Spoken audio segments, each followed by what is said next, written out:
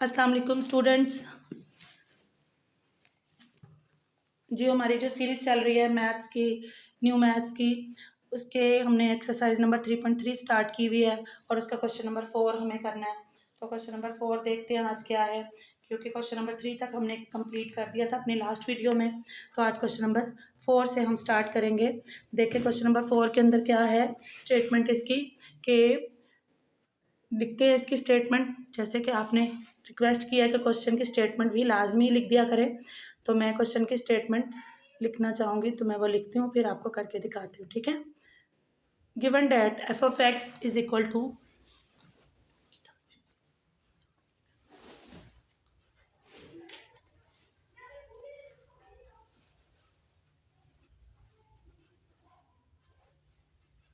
Given that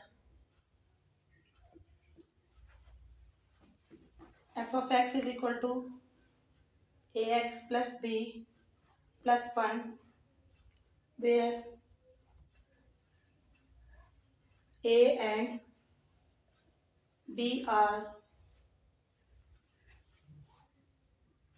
constant numbers if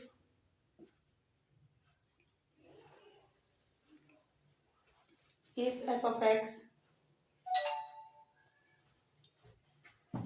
f of 3 is equal to 8 and f of 6 is equal to 14, then find a and b। हमें इन दोनों unknown की values को find करना है। ठीक है। क्वेश्चन की स्टेटमेंट को देखते हुए हम बिल्कुल इसके अकॉर्डिंग करेंगे। लेकिन क्वेश्चन बहुत ही इजी है। आपको दो वैल्यूज नजर आ रही होंगी, एक ये और एक ये। इनको यूज करना है हमने और दो इक्वेशंस बना लेनी है। देखिए सबसे पहले हम यूज करते हैं कि f of x is equal to क्या है, हमारे पास जो क्वेश्चन दिया हुआ है a x plus b plus 1। इनमें बारी बारी ये वैल्यूज हम सब्सटीट्यूट कर देंगे अकॉर्डिंग टू फर्स्ट कंडीशन। यहाँ पे लिखेंगे अकॉर्डिंग टू फर्स्ट कंडीशन। क्या है फर्स्ट कंडीशन हमारी, कि f of 3 is equal to 8 है। यानी जो क्वेश्चन हमें दिया हुआ है उसमें जहां जहां x है वहां वहां हमने 3 लगा देना है। तो a के साथ क्या है 3 और b ऐसे ही है प्लस 1। ये वैल्यू हमारी किसके इक्वल है, इसको अच्छे से देखें, आपको नजर आ रहा होगा ये वैल्यू हमारी 8 के इक्वल है। तो यहां से हमारे पास कुछ क्वेश्चन इस तरीके से सेट हो जाएगा। ठीक है। Now according to second condition,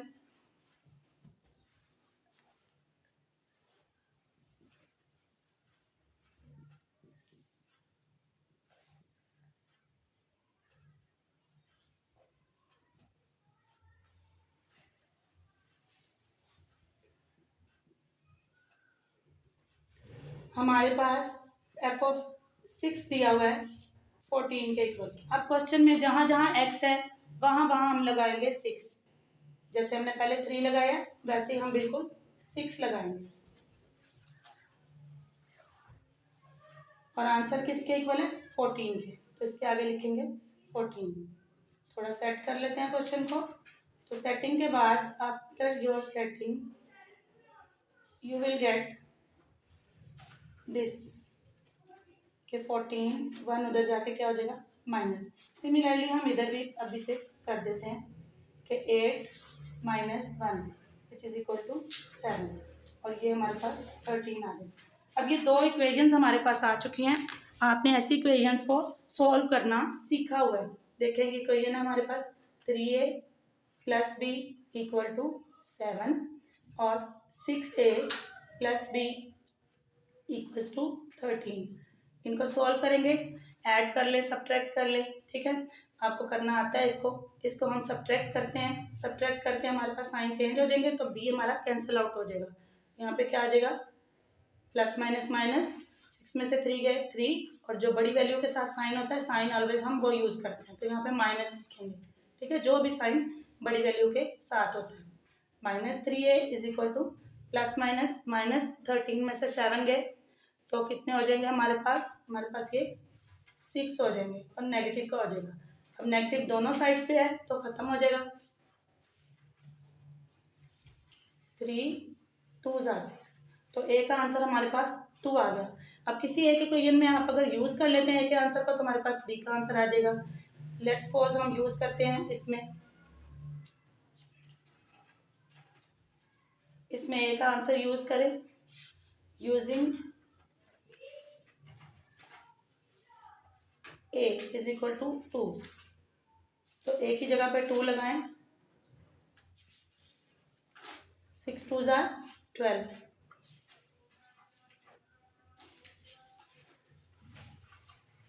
12 इधर आकर क्या हो जाएगा माइनस, तो 13 में से 12 गए तो बी का आंसर क्या बचा 1। हम इसको चेक कर लेते हैं क्या हमारा आंसर बिल्कुल अकॉर्डिंग टू बुक आया है। अगर नहीं तो फिर हम इसको देखते हैं। ठीक है, एक्सरसाइज हमारी 3.3 है और क्वेश्चन नंबर 4 देखें जी। ए का आंसर आपके पास 2 है और बी का आंसर 1 है, ये दोनों आंसर हमारे पास आ चुके हैं। ठीक है, ऐसे ही क्वेश्चन होगा। अब हम करते हैं अपना क्वेश्चन नंबर 5 स्टार्ट। ठीक है, बिल्कुल इसी तरह से होगा, तो हम इस क्वेश्चन की स्टेटमेंट को चेंज करते हैं।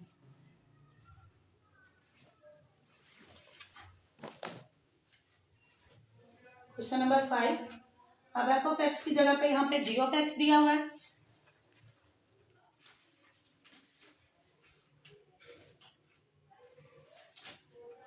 जी ऑफ एक्स हमारे पास है a x plus b plus 5,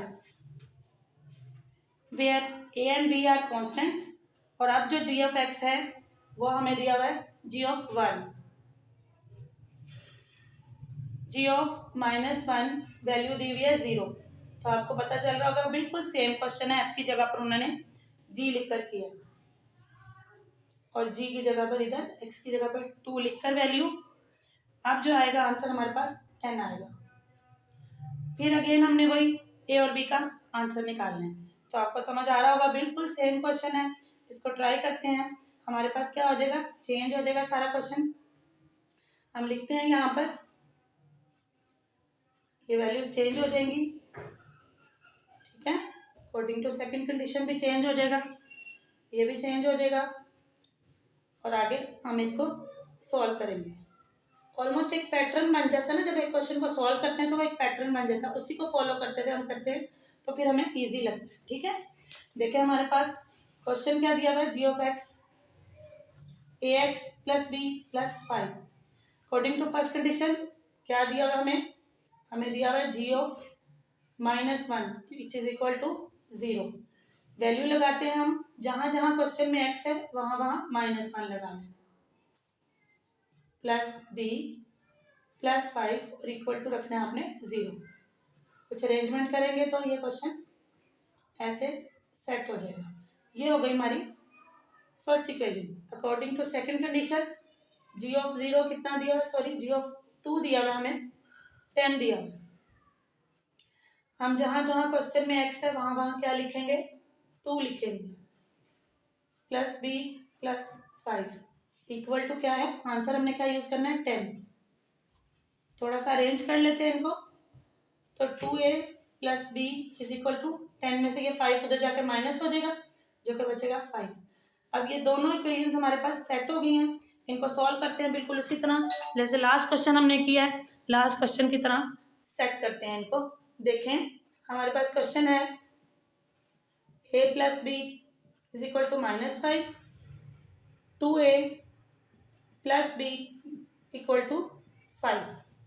देखो इसको सॉल्व करने के लिए हमें क्या चाहिए, हमें इनको सब्ट्रैक्ट करना पड़ेगा क्योंकि बी वाली वैल्यू सेम है। जब सब्ट्रैक्ट करते हैं तो साइन चेंज हो जाते हैं।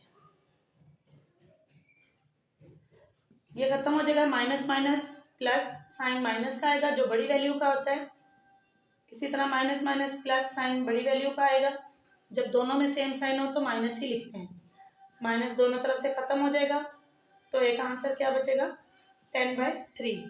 इसको हम यूज़ करेंगे दूसरी इक्वेशन में, और दूसरी इक्वेशन हमारे पास क्या दी हुई है, दूसरी इक्वेशन हमारे पास कोई सी भी ले लें इन दोनों में से, आप ये वाली ले लें।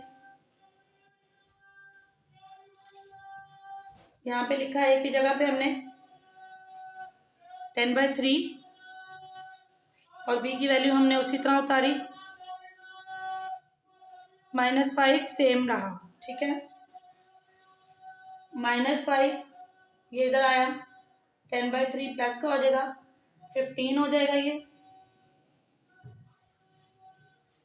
और नीचे 3, ये आ गया -5/3। बी की वैल्यू आपके पास ये बची और ए की वैल्यू ये, ठीक है। देखते हैं इसके आंसर्स को, तो आपके पास देखें आंसर बिल्कुल यही वाले आए हैं जो उन्होंने दिया है, ठीक है। क्वेश्चन नंबर 6 करते हैं, बिल्कुल सेम है जी। क्वेश्चन नंबर 6 है हमारे पास, वेरी इजी क्वेश्चन, इससे छोटा है बल्कि वो, ठीक है।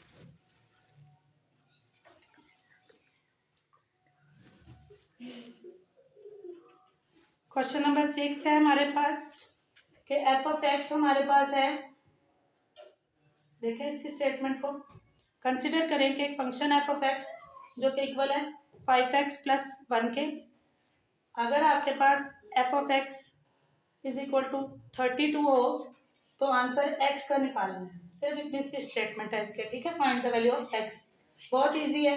क्या करेंगे हम, हमारे पास क्वेश्चन दिया हुआ है 5x + 1, ठीक है, और दोनों ही f(x) फंक्शन है, तो अगर हम इसको 32 के इक्वल लिख के करेंगे तो very easily we can find the value of x, ठीक है। ये हमारे पास कितना हो जाएगा 31, तो x की वैल्यू क्या हो जाएगी 31 से 5 इधर आके क्या हो जाएगा divide, that is your answer, very easy, ठीक है। नेक्स्ट क्वेश्चन बिल्कुल ऊपर वाले क्वेश्चंस की तरह 7 एंड 8 की तरह, ठीक है। हम देखते हैं इसको कि ये क्या कहते हैं।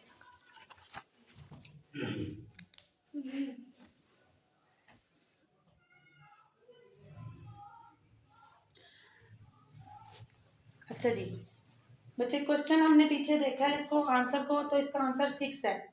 अब 6 के लिए देखें 5 के टेबल में 5 6 या 30 होना चाहिए, तो यहाँ पे 30 होना ज़रूरी है, 30 होना ज़रूरी है, तो इट मीन्स यहाँ पे 2 होना चाहिए ताकि ये पूरा पूरा 2 सब्ट्रैक्ट हो जाए। तो क्वेश्चन में हो सकता है कि यहाँ पे भी कोई मिस्टेक हो, ये भी एक प्रॉब्लम वाला क्वेश्चन है, अदरवाइज पीछे वाला आंसर नहीं आएगा। तो अगर आपने इसको देखना है ऐसे करना है तो फिर वो आंसर उसका 31/5 होना चाहिए, और अगर एग्जैक्ट पीछे वाला आंसर चाहिए तो यहाँ पे क्वेश्चन में हमें चेंज करना पड़ेगा, ठीक है।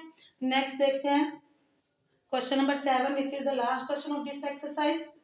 Let's start this last question and statement, according to the statement हमारे पास क्या है कि f(x) जो है कंसिडर करें, consider f(x) = this one, find the value of c and d, c और d बिल्कुल उसी तरह जैसे हमने लास्ट 2 क्वेश्चंस किए हैं, इनकी वैल्यू फाइंड करनी है। अकॉर्डिंग टू फर्स्ट कंडीशन हमारे पास f(1) जो है वो 6 दिया हुआ है एंड f(-2) जो है वो हमें 10 दिया हुआ है। ए और सी और डी की वैल्यू निकालनी है। देखिए बिल्कुल उसी तरह से हम इसको यूज करते हैं, जहां जहां क्वेश्चन में x है वहां पर हम क्या लिखेंगे, इसी क्वेश्चन में जहां जहां x है वहां वहां 1 लिखेंगे, ठीक है। पहले वाली में लिखते हैं तो क्या आएगा f(x) = c² + d, cx² + d, तो f(1) which is equal to c 1 का स्क्वायर प्लस d, इसका आंसर 6 आएगा, यानी सी प्लस डी 6, ये दिया हुआ उन्होंने 6, ठीक है। सेकंड निकालते हैं। अब -2 रखना है हमने क्वेश्चन में, जहां जहां हमारे पास x होगा वहां वहां पे क्या रखेंगे, -2 रखेंगे। समझ आ रही है आपको क्वेश्चन की? और मेरा ख्याल है कि बहुत अच्छे से समझ आएगी अगर आप इसकी प्रैक्टिस करेंगे। जब तक आप प्रैक्टिस नहीं ना करेंगे बच्चे, आपको कभी भी मैथ्स इजी नहीं लगेगा। और मैथ्स को इजी बनाने के लिए आपको हमेशा से प्रैक्टिस करनी है, ठीक है। देखिए 2 का क्या होता है, स्क्वायर। स्क्वायर वाला टेबल मैंने आपको लर्न करवाया है। 2 2 4, तो इसको थोड़ा सा अरेंज करें। हमारे पास क्या होगा, 4c plus D is equal to 10। अब ये 2 इक्वेशंस बन गई फिर से, नंबर 1 नंबर 2। सॉल्व कर लेंगे, इनको लिखेंगे जैसे हमने पहले किए हैं solve. 4c plus D is equal to 10। D same हो गया, फिर से सब्ट्रैक्ट कर देंगे इसको। सब्ट्रैक्शन कर दी तो 4 यहाँ पे 1 है, 4 - 1 कितना होगा, 3, ठीक है। अब ये 10 में से 6 गए तो हमारे पास क्या बचा, 4। नेगेटिव का आएगा क्योंकि बड़ी वैल्यू के पास माइनस है, मैंने आपको बोला है साइन वो आता है जो बड़ी वैल्यू का आता है। सी का आंसर 4/3। किसी एक क्वेश्चन में यूज कर दें, यहाँ पर ये वाला ले लें, c plus D is equal to 6। C की जगह पे 4/3 लगाएं, यूज करें इसी वैल्यू को इसमें, ठीक है। तो क्या आ जाएगा हमारे पास, 6 - 4/3, 3 6 18 - 4 और 3 कितना हो गया ये हमारे पास, 14/3। ये हमारा डी का आंसर आ गया। एक आंसर ये है और एक आंसर ये है, यही दोनों हमने फाइंड करने थे, ठीक है। वेरी इजी क्वेश्चंस, कुछ भी नहीं करना, ये चीज़ आपने पहले सीखी हुई है, बस ये वैल्यूज जो है ना आपने पुट करनी इसमें देखी है। और बिल्कुल क्वेश्चन हमारा जो पीछे था वही हमें आंसर मिल गया है, ये देखें, ठीक है। चलें अब हम अपना देखते हैं कि इसके आगे क्या है क्वेश्चन। अच्छा, इसके आगे हमारे पास एमसीक्यू है, इस चैप्टर के रिव्यू क्वेश्चंस हैं। तो आपको रिव्यू क्वेश्चंस जो हैं वो भी मैं करवाऊंगी, क्योंकि किसी भी एक्सरसाइज की रिव्यू को भी हमने लाइट नहीं लेना, लाजमी करने हैं। ये मैं रिव्यू की आपको पिक्चर भी भेज दूंगी, एमसीक्यूज़ हैं, आपने अपने तौर पे पहले इनको ट्राई करना है। आपके पास सारी डेफिनेशंस भी हैं, सारी वैल्यूज़ भी हैं, तो आपने मुझे इनके आंसर जो है ना वो कमेंट में मैसेज करने हैं, ठीक है, कि पहले का आंसर क्या है, दूसरे का क्या है। तो यहाँ से ना ये तकरीबन हमारे पास बनते हैं 10 एमसीक्यूज़ हैं। ये एमसीक्यू आपने बेटा ट्राई करने हैं। उसके बाद क्वेश्चन नंबर 2 से ऑनवर्ड जो है ना दोबारा से क्वेश्चंस हैं सारे इस एक्सरसाइज से रिलेटेड, जिस तरह हमने पहले किए हैं, सारी पूरी एक्सरसाइज की, अब सारे इकट्ठे करके इस एक्सरसाइज में डाले हुए हैं। तो हम इनको ट्राई करेंगे और इंशाल्लाह होप्स हो के हम इनको सॉल्व कर लेंगे, ठीक है। आपने क्या करना है, इन एमसीक्यूज़ के आंसर ढूंढने हैं। लास्ट पे मैं आपको एमसीक्यू की पिक्चर जो है वो शेयर कर देती हूँ, ठीक है। ये देखें, फिर भी मैं इसको बड़े अच्छे से आपको क्लियरली, आप इसको वीडियो को स्टॉप करके भी एमसीक्यू देख सकते हैं, ठीक है। देखें, ये 10 एमसीक्यूज़ हैं, इनके आंसर्स आपने मुझे कमेंट में आंसर करने हैं। अगर आपको आगे समझ नहीं आएंगे तो हम एक्सप्लेन करेंगे, इनको क्लास में भी डिस्कस कर लेंगे, ठीक है। Thank you so much. देखें, जैसे कि मैं आपको ना वैसे ही एक छोटा सा एक एमसीक्यू बताती हूँ। जैसे कि हमारे पास ये वाला है, if A is equal to empty set then P of A is, P of A क्या होगा, अगर हम पावर सेट बनाते हैं एम्प्टी सेट का तो हमारे पास ये होगा। पावर सेट आपको पता, पहला सेट एम्प्टी लिखते हैं, फिर इस तरह लिखते हैं, और पावर सेट में हमेशा बाहर ब्रैकेट्स होती हैं। तो ये वाला इसका आंसर होगा। तो आपने मुझे कमेंट में करना है कि सेकंड का आंसर सी, ठीक है, जिस जिसको जौन जौन सा आता है। तो फिर हम इनको डिस्कस करेंगे, ठीक है। ऐसे नहीं कि आपने सारे ही करने, अगर किसी को सारे आते हैं तो वेरी गुड, अगर नहीं आते तो जो आता है आपने उसका आंसर मुझे कमेंट करना है, ठीक है, लाजमी करना है, ताकि पता चले कि आप लोग इसमें इंटरेस्ट ले रहे हैं कि नहीं। वेरी गुड, चलें जी, थैंक यू सो मच। अच्छा, आपको एक और बात जो लाजमी शेयर करनी थी, आपको कहना था कि ये चैनल को लाइक करें, सब्सक्राइब करें, शेयर करें, कमेंट करें और बेल आइकन दबाएं, ताकि आपको अच्छी अच्छी वीडियोस देखने के लिए मिलें, मज़ीद अच्छी आपके कॉन्सेप्ट क्लियर हों, ठीक है। बहुत शुक्रिया आपका।